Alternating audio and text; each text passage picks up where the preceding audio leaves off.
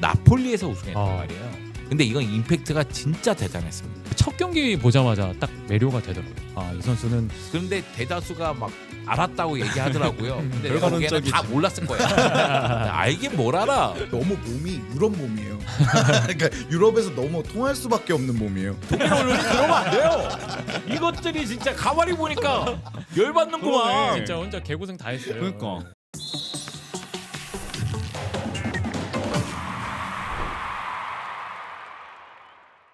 네, 여러분 안녕하십니까? EPL의 뜨거운 이슈를 구워보는 PLBQ, 저는 진행을 맡은 정성욱입니다. 오늘도 월드컵을 빛내는 스타 3부작, 그리고 마지막 이야기 함께 하겠습니다. 오늘 함께 이야기 나눠볼 세 분 먼저 소개드립니다. 송영주 해설위원, 박문수 해설위원, 그리고 유튜브 안크님입니다. 안녕하세요. 네, 안녕하세요. 반갑습니다. 자, 대한민국 스타 플레이어 특집 3부작 마지막 주인공입니다. 마지막은요, 다들 예상을 하실 것 같아요. 김민재 선수입니다.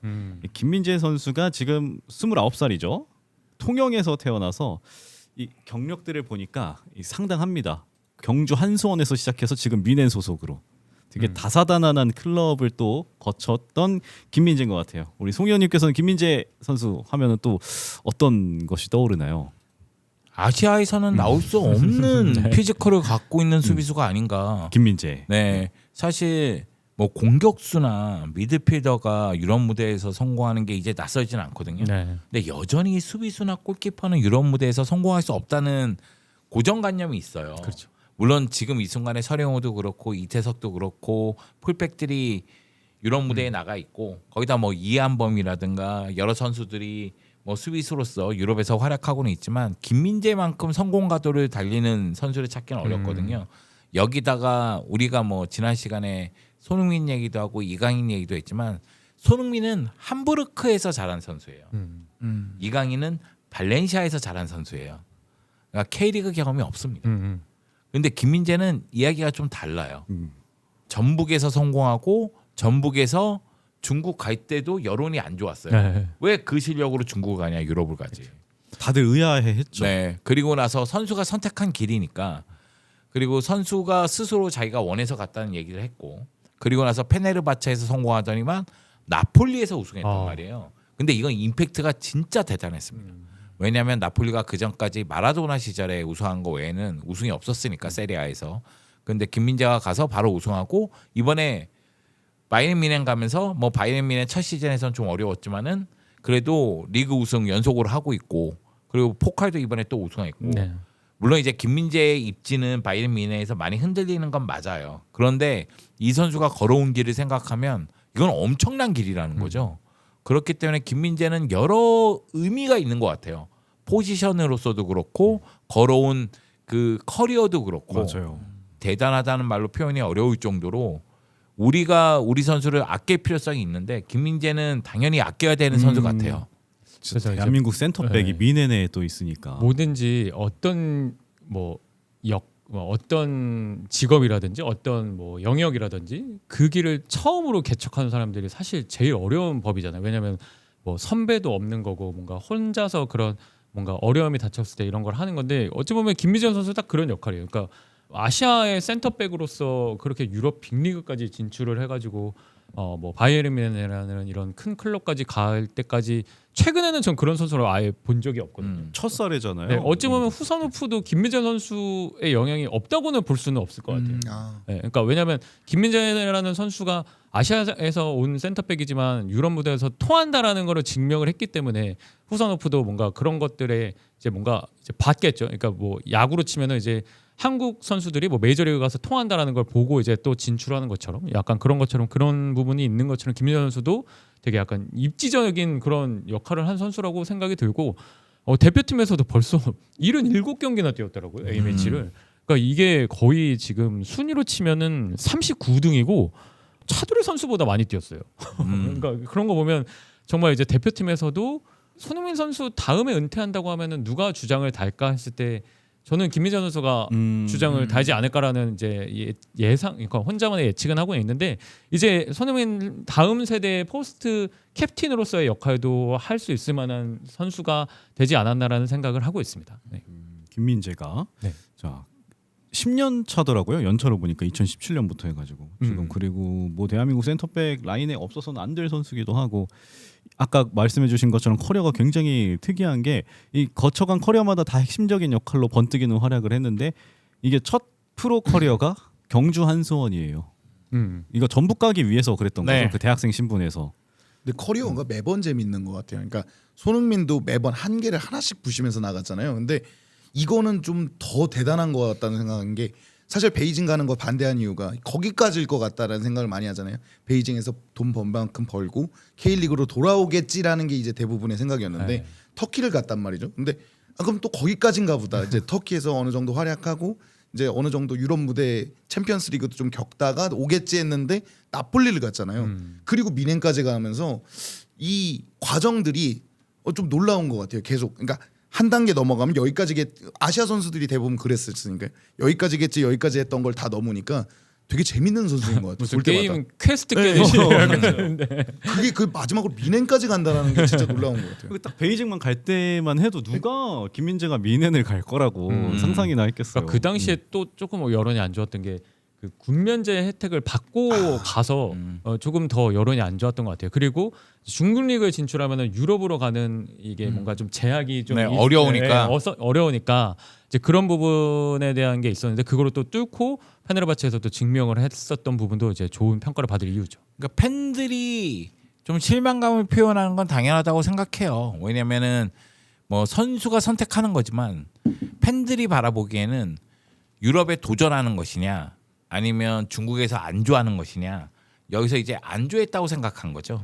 그러니까 돈을 보고 중국으로 갔다고 생각하는 거죠. 그런데 이제 김민재 선수는 자기의 상황이 있으니까 그 상황 내에서 최선의 선택을 했고 도전을 멈춘 게 아니었던 거죠. 그렇죠. 그러니까 많은 분들이 중국 가면 이제 도전을 멈추고 뭐 나름대로 돈을 벌고 나서 다시 K리그로 오나 보다 이렇게 생각을 했을 텐데 그게 아니라 중국에서 다시 한번 도전하는 모습을 보여준 거죠. 아 그리고 그 당시 중국 리그에 그 좋은 공격수들 많았잖아요. 많았죠. 뭐 펠라인이도 있고, 네. 막 그러니까 그런 경험들도 어찌 보면은 유럽에 갔을 때 뭐 되돌이켜 보면은 좋은 또 경험이 되지 않았나 싶어요. 뭔가 네. 지금의 사우디 리그 같은 이미지. 네. 아 맞아요. 네. 네. 뭐 헐크 뭐 이런 선수도 네. 있었고. 그때 한참 황사먼이랑 오스카. 네. 그 좋은 시절에 간 거죠. 네. 그때가 시진핑의 축구 굴기 시절일 그렇죠. 네. 거예요. 그래서 좋은 시절에 갔고 그리고 나서 티르키예로 가고 다시 이제 나폴리 가고 그랬던 건데 지금이야 우리나라 선수들이 해외 리그 나가는 과정이 다양하다고 생각해요.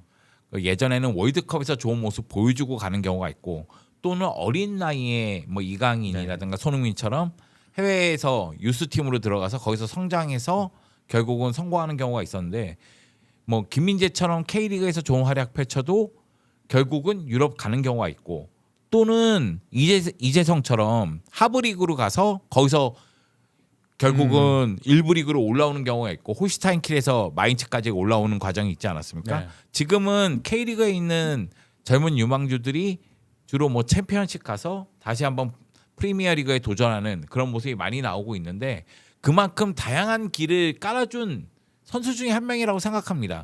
물론 가장 다양한 길을 가는 선수는 황인범이죠. 그렇죠. 아, 그렇죠. 막 미국 갔다 러시아 갔다 막 뻔했어요. 그리스 갔다가 막 이렇게 그렇긴 다양한 하는데 문화권을 예. 그렇긴 한데 이게 어떻게 본다면은 그 어린 선수들에게는 하나의 길을 또 만들어주는 거예요. 그런 측면에서는 의미하는 바가 또 있다고 생각하고요.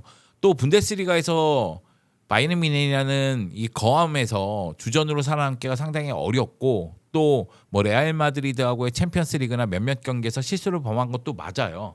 그렇기 때문에 옹호해줄 생각은 없지만 그럼에도 그 안에서 경쟁을 하고 있다는 것만으로도 대단합니다. 그리고 김민재는 항상 경쟁에서 불리하게 출발하거든요. 네. 나폴리도 쿨리발리 대체자로 갔거든요. 근데 나폴리에서 쿨리발리는 정말 절대적인 위치를 갖고 있었던 선수라서 그러니까 김민재의 여론이 굉장히 안 좋았다고 들었었어요. 그러니까 이제 막 유럽에 넘어온 그것도 아시아인인데 이걸 쿨리발리 대체자로 데리고 오는 게 맞냐는 여론이 있었고 미넨 갈 때도 마찬가지잖아요. 근데 항상 그걸 돌파해 왔던 선수이기 때문에 저는 미넨에서도 언젠간 기회가 또 오지 않을까라는 생각은 계속해요. 근데 그 콤파니 감독처럼 라인을 올려서 수비하는 팀에 있어서는 김민재 같은 자원은 굉장히 좋은 자원이에요.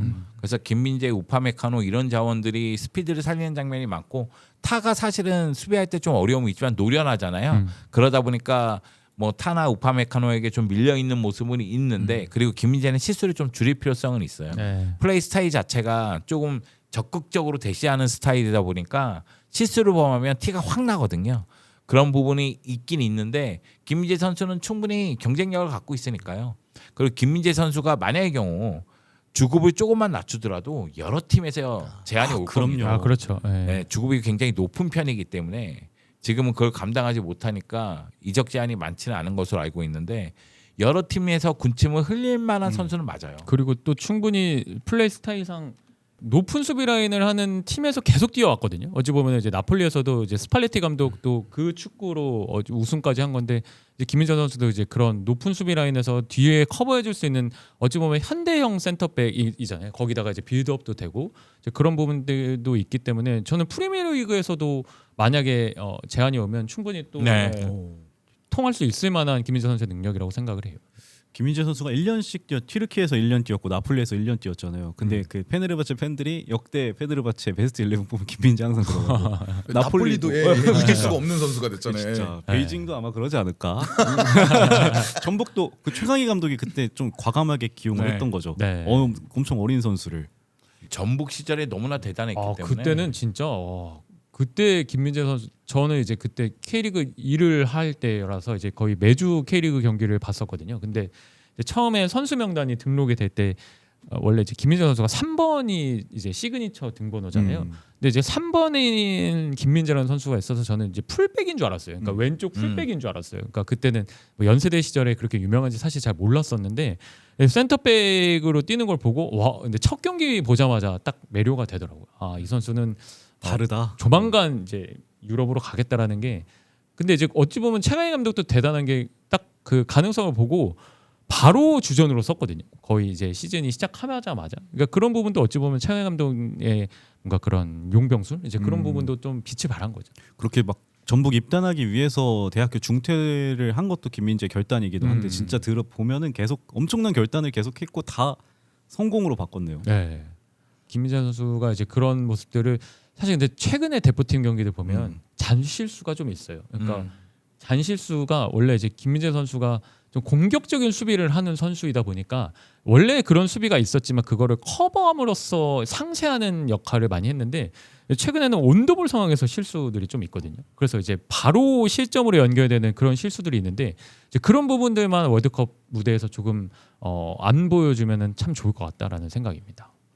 그렇게 하기 위해서는 좀 파트너들이 잘 좀 받쳐주고 해야 되겠죠.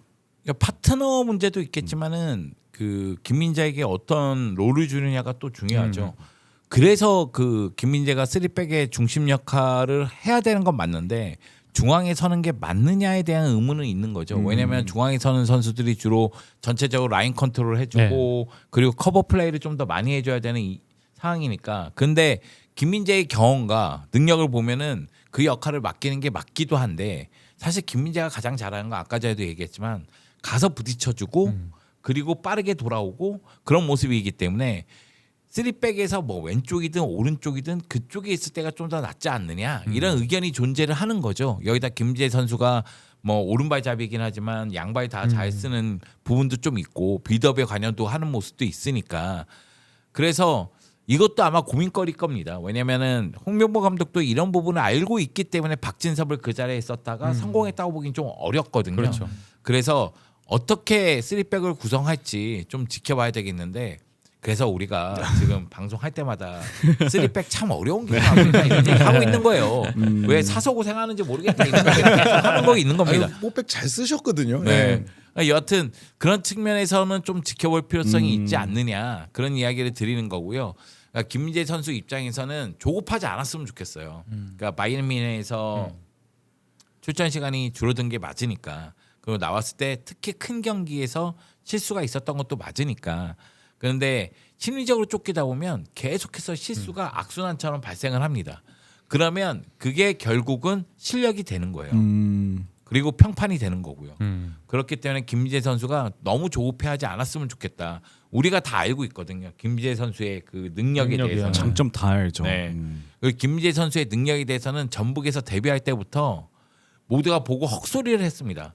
그래서 한때 그 뭐 축구 해설위원들끼리 술 마시는 자리에서 김민재 성공 여부를 예측했느냐 나폴리에서 성공할 줄 알았느냐 뭐 이런 얘기를 나눈 적이 있거든요. 그런데 대다수가 막 알았다고 얘기하더라고요. 근데 내가 보기에는 다 몰랐을 거야. 알긴 뭘 알아. 다들 중국 간다고 했을 때 아 중국 가는구나 이렇게 하고 거기까지구나. 끝나죠. 그렇게 생각했지. 크게 되겠다 했다가 네. 중국 가는 거 보고 아 여기까지구나 이렇게 근데 다들 뭐 나는 유럽에서 통할 줄 알고 있었고 이렇게 얘기하더라고요. 근데 그 정도라는 거죠. 그러니까 처음 등장할 때부터 운동신경이라든가 피지컬적인 능력이라든가 이런 부분에 대해서는 유럽에서도 통한다는 이견은 분명히 있었습니다. 아 세리에에서 그 막 지루나 루카쿠 막 이렇게 몸싸움하는데 예. 이기더라고요. 그렇죠. 너무 몸이 유럽 몸이에요. 그러니까 유럽에서 너무 통할 수밖에 없는 몸이에요. 그리고 그런 것도 있는 것 같아요. 그 우리가 수비의 본고장 하면 세리아다. 아, 맞아요. 이런 얘기 많이 하잖아요. 근데 세리아에서 최고의 수비 능력을 보여줬으니까 그러니까 더 흥분했던 것이 아닌가. 아 그때 진짜 김민재 선수가 저는 그래서 김민재 선수 두 가지가 좋다고 생각하는 게 일단 김민재 선수가 있음으로써 라인을 올리는 전술이 되는 부분. 그러니까 이제 김민재 선수가 그만큼 뒤에를 책임져 줄 거야라는 뭔가 선수단의 믿음이 생기잖아요. 그러니까 이제 그 부분이 일단은 좋은 거 같고 두 번째는 빌드업 능력도 상당히 좋거든요.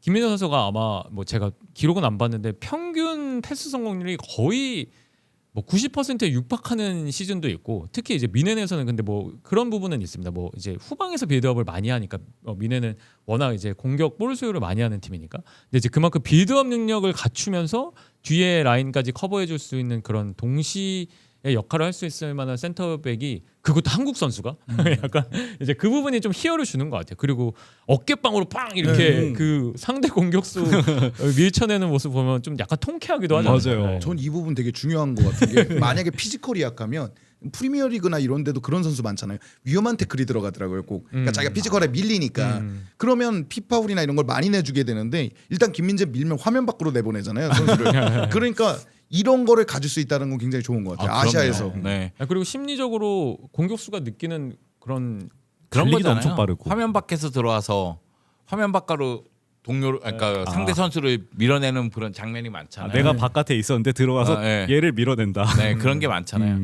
속도도 너무 빨라가지고 센터 그게 아마 백치고. 스위스들에게는 굉장히 좀 곤욕스러운 장면이 아닌가. 예상하지 못했는데 쫓아와서 네. 몸싸움을 걸어주고 볼을 빼앗아내는 그런 능력을 보여준다는 게 공격수들 입장에서는 굉장히 좀 난처한 상황이 되는 것 아닌가 그런 생각이 드는데 저는 김민재 선수의 그 능력 중에서 이 공격적인 재능을 좀 더 이용해야 된다고 생각해요. 오히려. 네, 물론 이런 얘기하면은 많은 분들이 야 나도 그렇게 생각해 이렇게 얘기했지만 왜냐면 이게 김민재가 초등학교 때인가 공격수였잖아요. 네. 네, 뭐 그러니까 많은 분들이 야 축구 선수 공격수 안 뛰어본 애가 어디 있어? 뭐 이런 얘기 할 텐데 그래도 빌드업 능력을 갖고 있다는 건 엄청난 무기거든요. 그렇죠. 네.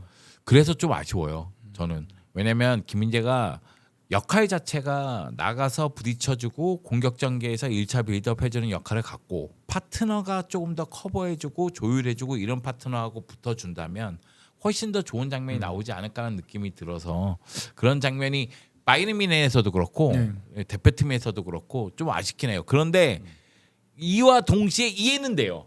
왜 김민재에게 대표팀에서 그런 역할을 맡기는지.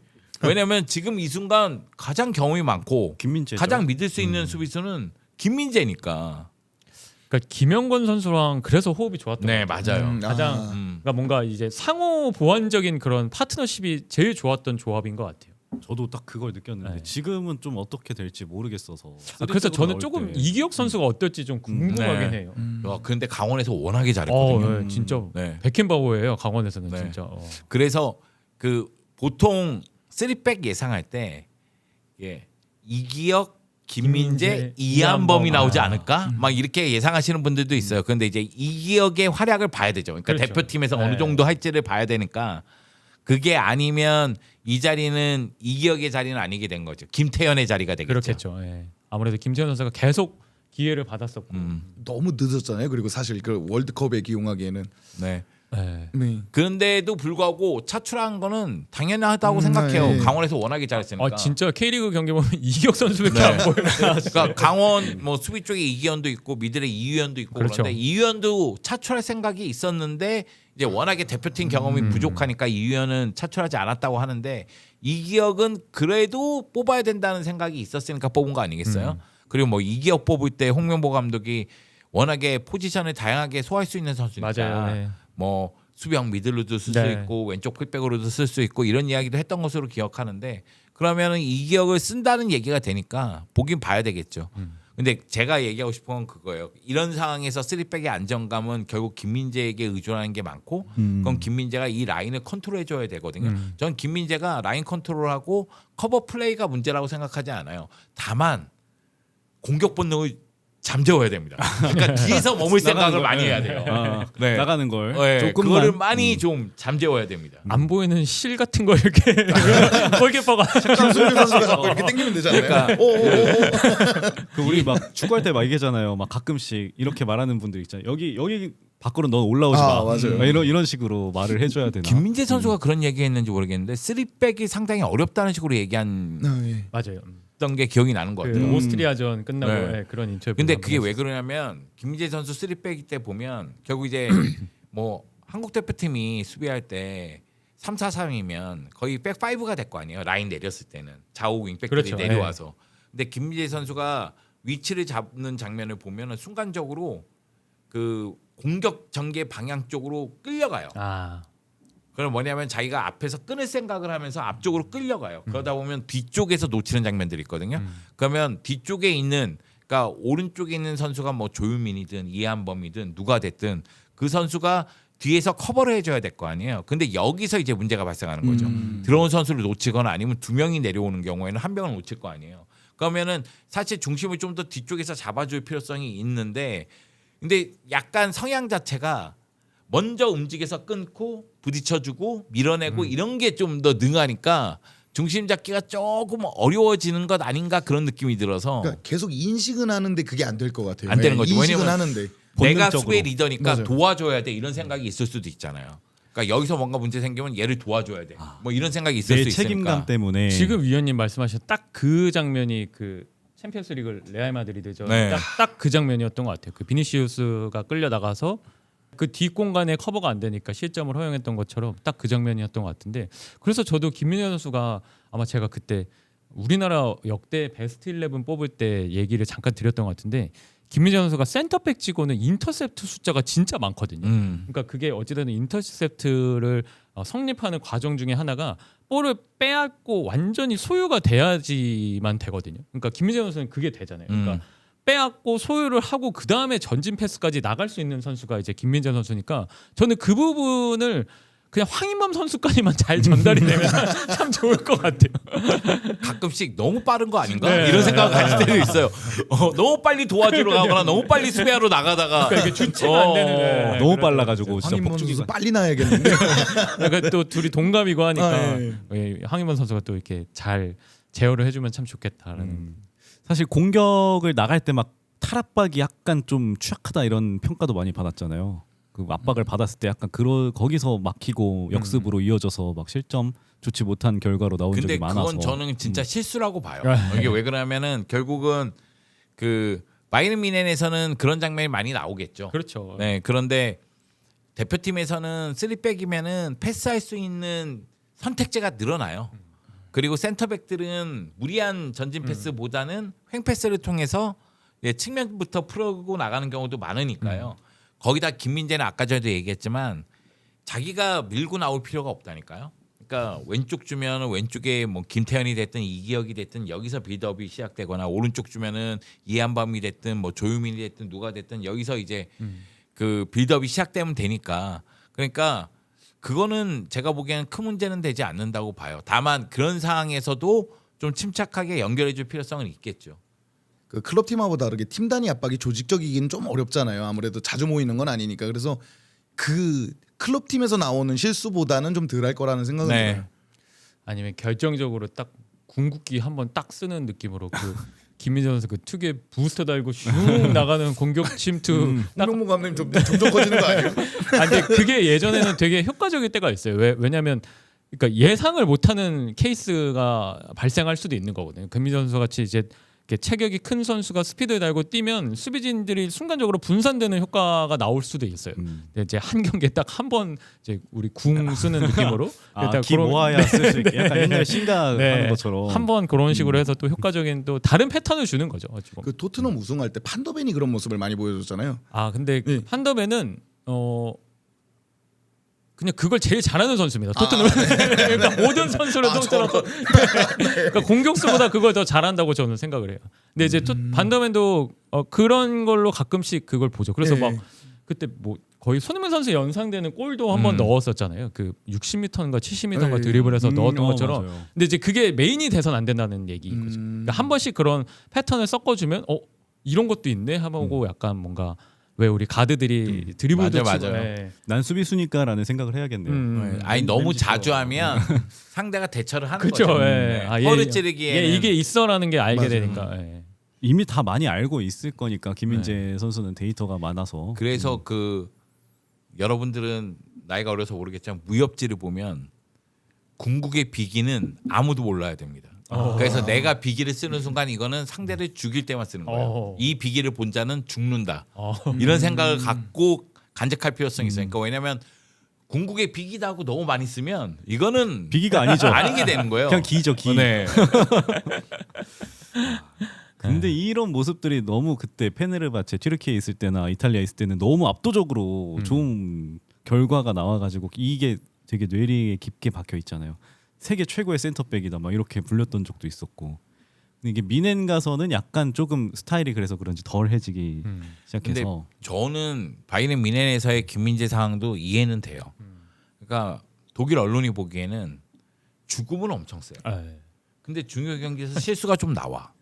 그리고 지금 우리가 가진 센터백 자원을 보면은 대표팀 독일 대표팀에 타가 있고 그리고 우파메카노가 있었어. 우파메카노는 프랑스 대표팀이긴 하지만 그러면은 얘네들은 훨씬 더 조화롭게 쓸 수가 있어.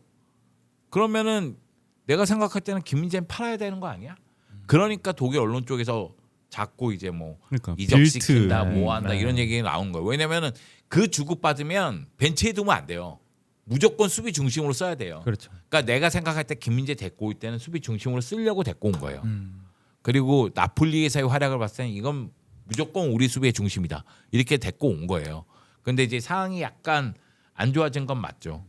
게다가 투엘 감독이 투엘 감독이 있을 때 영입된 건데 그 장면을 보면 이뻐 죽을라 그래요 진짜로 막 골 막 두들기면서 잘했다고 나 진짜 너 영입하고 싶어가지고 너무 기다렸다고. 근데 이제 콤파니로 바뀌면서 좀 얘기가 달라진 것 같아요. 네. 그래서 첫 시즌에 아마 이게 정확한 저도 기억은 해봐야 되는데 그 군사 훈련 받고 체중이 한번 싹 좀 빠졌던 적이 있어요. 김민재 선수가. 예. 그래서 첫 시즌에 그 좀 고생했던 적이 있거든요. 그러니까 시즌 초반에 미넨 이제 하고 처음에 이제 그런 부분이 어찌 보면 근데 또 감독도 바뀌고 이제 그러면서 뭔가 확고한 주전으로 도약하는 데는 조금 걸림돌이 되지 않았나 싶은 생각도 듭니다. 사실 그 최근 김민재 선수도 어려운 상황이 많았죠. 개인사도 있었고, 네, 그렇죠. 네 그리고 뭐 군사훈련 받는 모습도 있었고 팀 내에서도 뭐 감독도 바뀌고 감독 바뀌었다는 건 전술이 바뀌었다는 얘기고 타가 영입되면서 또 부상 아킬레스건 경쟁도- 쪽 부상도 계속 네. 안고 뛰었잖아요. 맞아. 네. 아 맞다 그 얘기를 해야 되네요. 그 줄 부상일 때 홀로 맞아, 부상인데도 맞아. 불구하고 혹사당하면서 버텨냈거든요. 아니, 그러니까 다른 선수는 다 끊어졌거든요. 근데 김민재 선수는 안고 뛰어가지고 안고 뛴 거예요. 그러니까 동료들이 부상이니까 수비 라인을 버텨줘야 되니까 가만히 생각하니까 열받네. 독일 언론이 그러면 안 돼요.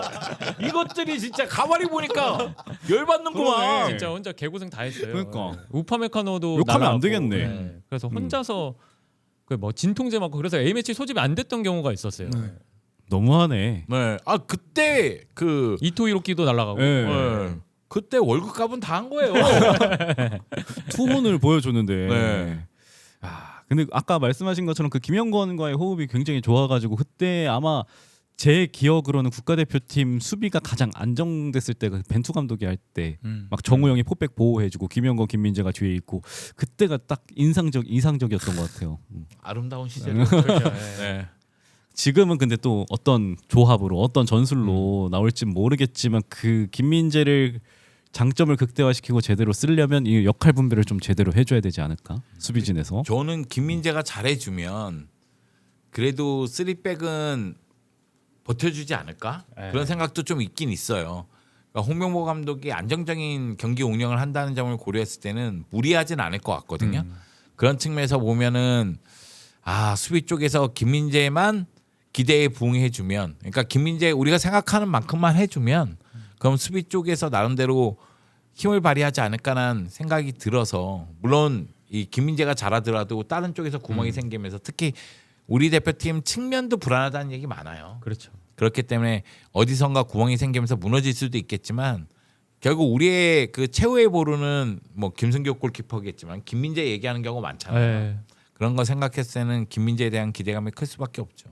그리고 저는 김민재 선수가 그런 부분도 좀 장점이 될 거라는 생각이, 그러니까 심리적인 부분에서 네. 뭐 파트리스 시크라던가 이런 선수도 다 상대해봤거든요. 네. 그리고 뭐 특히 또 본인은 더 상위 클럽에서 어찌 보면 상대를 한 거니까 뭐 그런 경험한 것도 있고, 뭐 멕시코도 사실 뭐 라울 히메네스 뭐 이런 선수들 충분히 할 수 있다고 생각합니다. 그러니까 이런 뭔가 상대 팀의 주전 공격수와 대응을 할 수 있을 만한 우리 팀의 핵심 수비수가 있다는 것만으로도 저는 선수단에 가지는 영향도 있다는 생각이 들어요. 그러니까 그런 의미에서 김민재 선수의 그럼 중요성이 더 중요하게 발휘될 것 같고, 그래서 체코전은 더더욱 좀 중요한 게 체코는 평균 신장이 정말 크죠. 큽니다. 근데 이제 그 와중에서 뭐 김민재 선수가 뭐 계속 헤더만 하는 선수는 아니지만 그래도 공중볼 경험이 그 경기에서는 좀 주요하게 좀 적용이 될 거예요. 그래서 그런 경기들에서도 김민재 선수의 좀 중요성이 드러나지 않을까. 계속 비벼줘야겠네요. 네. 정말. 우리가 그- 보기 힘든 유형이니까. 월드컵에서 우리 팀을 상대하는 팀들이 공격 작업을 시작할 때라든가 공격 전술을 짤 때 김민재를 피하는 방법이라든가 김민재를 어떻게 무력화시킬지에 대한 연구를 굉장히 많이 할 거예요. 그렇죠. 그 유혹을 계속 하지 않을까요? 김민재가 그렇죠. 끌어내려고. 네. 나오도록. 그런 작업을 많이 할 거예요. 왜냐면은 사실 요즘 미들라인에서의 압박이 강하기 때문에, 그리고 그 소위 얘기해서 강팀을 상대로는 라인을 내리는 팀들이 많아서 최전방 스트라이커가 수비를 끌고 나오는 경우가 굉장히 많아요. 그리고 그 움직임에 따라서 패스 코스가 열리거든요. 공간이 열리고 그런 움직임을 할 때 김민재 선수가 끌려 나가면 그걸 어떻게 메울지에 대한 고민도 해야 됩니다. 하고 있겠죠? 그렇게 믿어야죠.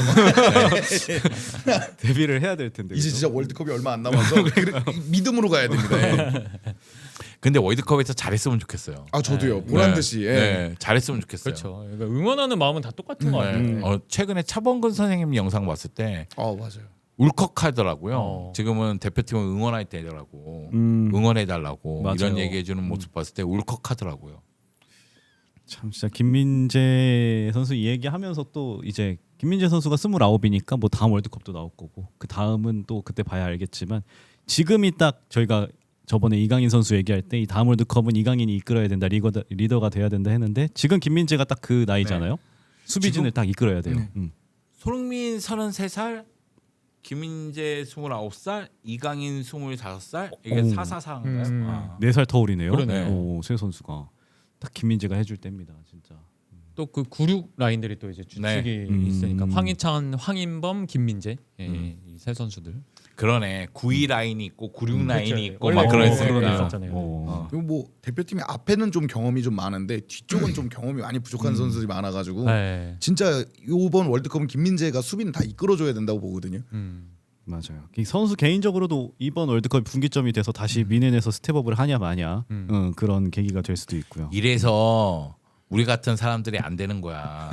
손흥민 얘기할 때 손흥민 해줘. 이강인 얘기할 때 이강인이 해야 됩니다.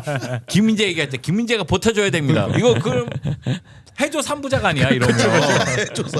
근데 사실 다르게 생각해 보면 우리나라 대표팀이 그렇게 공격수, 미드필더, 수비에서 이런 월드 클래스 그리고 세계적인 선수가 있었던 적이 많지는 않았잖아요. 근데 그 황인범에 대한 아쉬움이 있지만 중심축은 그래도 단단한 편이에요. 이런 식으로 얘기하면. 코어가 딱 네.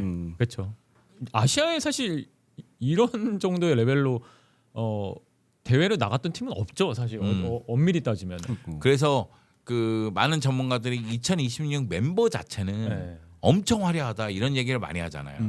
네, 그래서 그 평가할 때 뭐 이제 월드컵 본선에 진출하는 국가들 평가를 매기잖아요. 네. 랭킹 같은 거 매길 때 그 우리 이제 대표팀은 뭐 손흥민도 뭐 빅리거 출신이고 또 빅리거에서 파리에서 뛰고 미네에서 뛰니까 그 평가를 높게 해주는 매체도 있더라고요. 그 외국 매체가 보면 우리나라가 참 아이러니한 거죠. 왜냐하면 피파 랭킹도 그렇고 선수 명단도 그렇고 굉장히 이건 높은 점수를 줄 수밖에 없겠는데 월드컵 경험도 마찬가지입니다. 맞아요. 그렇죠. 그런데 최근 평가전의 경기를 보면 이게 왜 이럴까 이런 생각이 좀 들겠죠.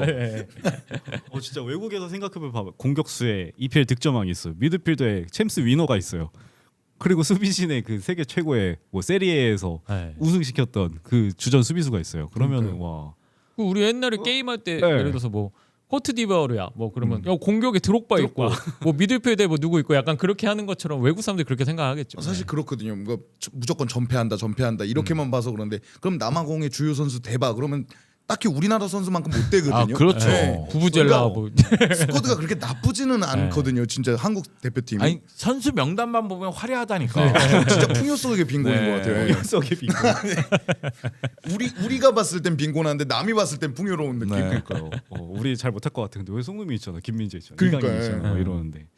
어쨌든 오늘 김민재 선수 다뤄보면서 좀 얘기를 더 전체적으로 해봤는데 어쨌든 일단 월드컵이 코앞이니까 이 코어 선수들을 주축으로 좋은 전술로 안정성 있게 잘 실험을 해서 좋은 결과를 냈으면 좋겠습니다. 자, 더 할 말 뭐. 근데 우리는 언제까지 실험만 하나? 월드컵인데 이제 가운이라도 입고 와야 될 것 같아요. 고맙네요. 네.